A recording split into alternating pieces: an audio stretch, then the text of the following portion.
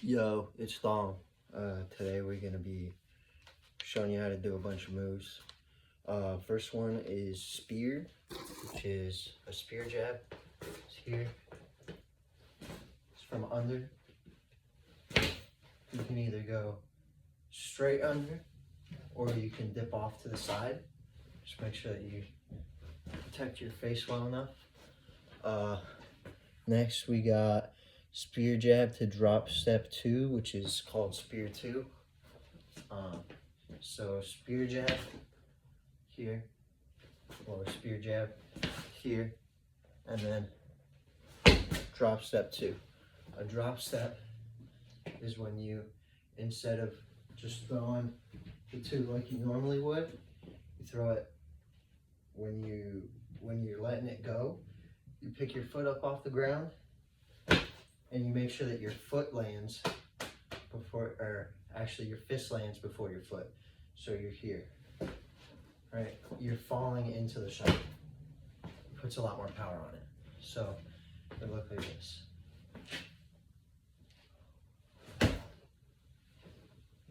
Probably look pretty shitty, but it is what it is.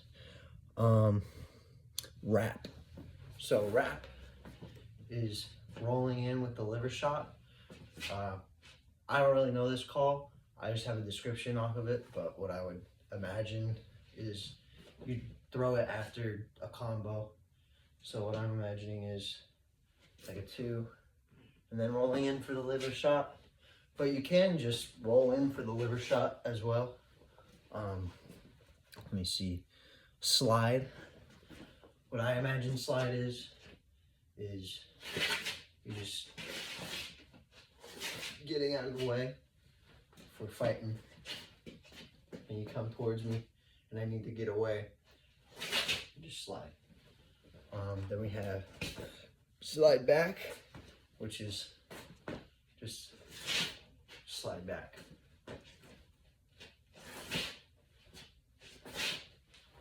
And let me see what's next. Turn them. This one's pretty easy. Very important.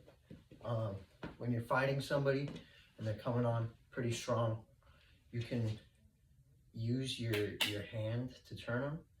What you'd want to do, I'll show you from this side, is you step out to pivot, and as you're doing that, you bring your hand on his side. So you're typically going to want it to be here on his side, or if you can, on the shoulder.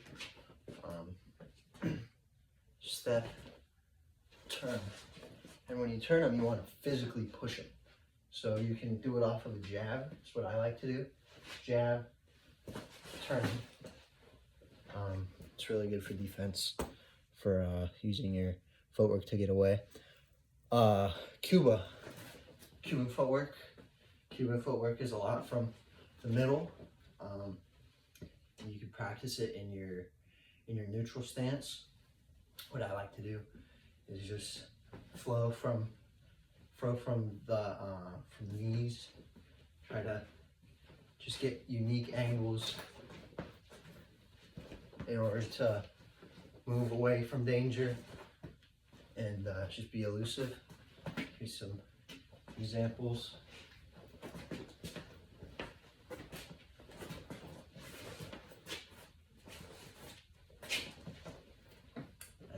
Let me see. It's a long ass video. S1, shift 1. So a shift is when you bring your back foot in so that you're going into southpaw. Or if you're already southpaw, bringing your back foot in to go into orthodox. You're just switching stances. But if you do it with a punch, like shift 1, it's like that. So S1 is here. Just make sure that when you shift, you get your head off the center line, because if your head is in the middle, you're very likely to just get fucking domed. So do it elusively, you know. Fucking get out of the way. It's important. Frame. I have to show you a different way for this one. Hang on. So for frame, let's say this is my opponent. I'm fighting him here, right? Keeping him inside, fighting in the pocket. But one of the things that you could do, which is what frame is say this is their guard. You put your arm there, and it keeps their guard from being able to be used. So I'm fighting here. He's getting a little too much. Frame, keep my head away from his hands so that he's not able to slip off and hit me. And then from there you can do work, you know? You can switch off to the other hand with the hook. So hook, frame, you roll under, hook, frame, just as long as you're keeping something there to keep his hands busy and tied up. It's good. So I'm here. Right, that's a frame. Okay, next we have blind. Actually, I could probably show this over here. So blinding is almost the same as framing. You're manipulating them with your hands. But the thing that's different about this is instead of putting your hand on their guard necessarily, you're trying to put your hand in their face. You're trying to make sure that he can't see. You can do it while jabbing. Just keep your lead arm busy. Keep it active so that they're guessing. You keep it there, and then once they're blind, you can fucking fire pretty much anything you want from there, or even jab from the blind. It's pretty versatile. Okay, stuff. Stuff is pretty similar to blinding and framing in the sense that it's hand fighting. You'll hear this term come up a lot. Hand fighting is a very important part of boxing. It's very good for defense or when you're trying to get some dirty offense in. So stuffing is, if they're trying to punch you, you intercept with your gloves so that they don't have enough power to get it off or enough distance to get it off and hit you. It'll usually stop somewhere like here.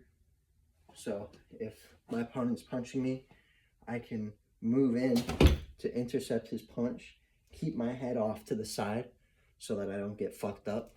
So I'm here, he throws the punch, intercept. That's a stuff. All right, just make sure you keep your head off to the side. It's important. All right, 1-6, it's pretty easy. It's literally just the numbers. If you know pad numbers, 1-6, that's a jab and rear uppercut.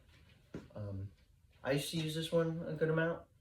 It can be a little bit dangerous because it's such a long shot, especially depending on the way that you throw it. I tend to like to throw my uppercuts like the Soviets here.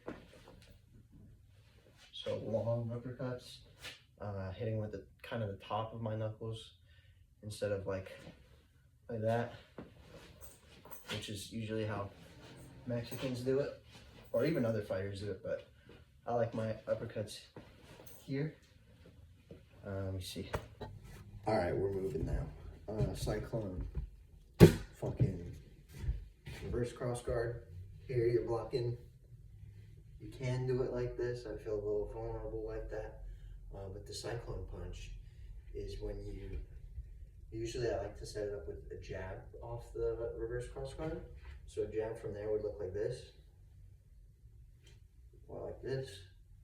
It looks very weird, it looks very awkward, looks like it wouldn't do too much, but it's confusing.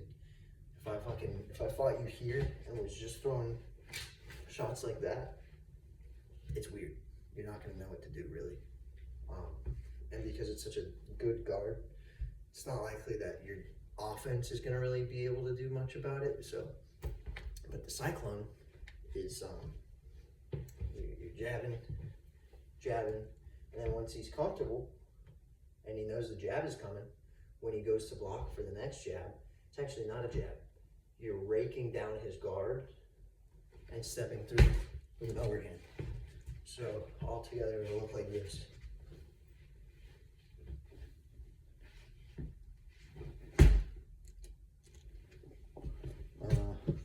Next is the 4-3-2, which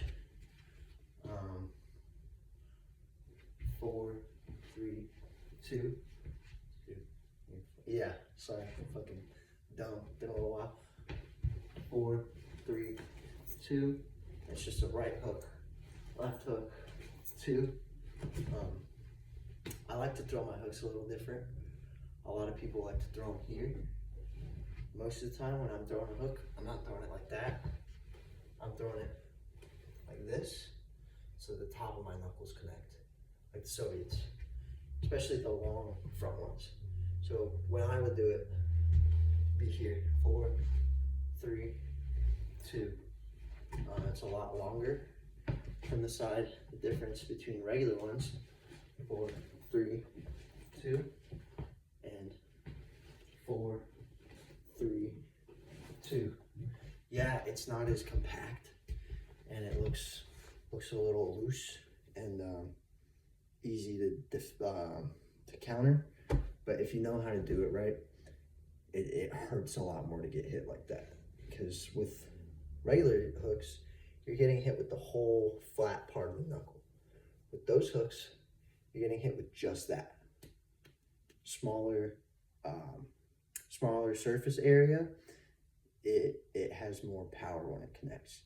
So like a nail, if you hit your hand with the hammer, yeah, it'll hurt, but it's not going to do much damage. I mean, unless you do it really fucking hard, yeah, you'll break your hand. But if you just, you're not going to do much. But if you get a nail there and you hit that, it'll go through. Not much effort. It's because it's a lower surface area, and it something about physics. I don't fucking know. I'm retarded, man. I'm a boxer. Gazelle jab, which is called jump.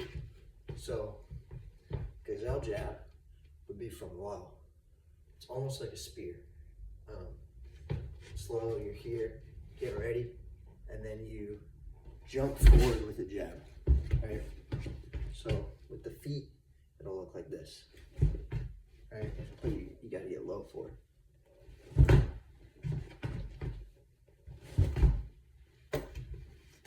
That's all. Peace out. One more thing about the frame, forgot to tell you guys, my bad. You use your head to frame, you use your shoulder to frame. Using your head to frame would look something like this. Okay, I hope you can get a good point. Oh yeah, there we go. So my opponent's here, right? Guess this is fucking guard or something, and it's getting too much, you know. I'm already framing on him. You can use your head on his guard or on his stomach to fucking smother his guard, so he's not able to do much with his punches. So I'm here, frame, and then I can use my head, or I can use my shoulder. If you use your shoulder, he's very close, just like with your head, and you're more likely to be able to roll fucking overhands in here. You step back with hooks. That's one of my favorite things to do off of a frame. Step back with the hook off of it, like a check hook almost. But yeah, peace out.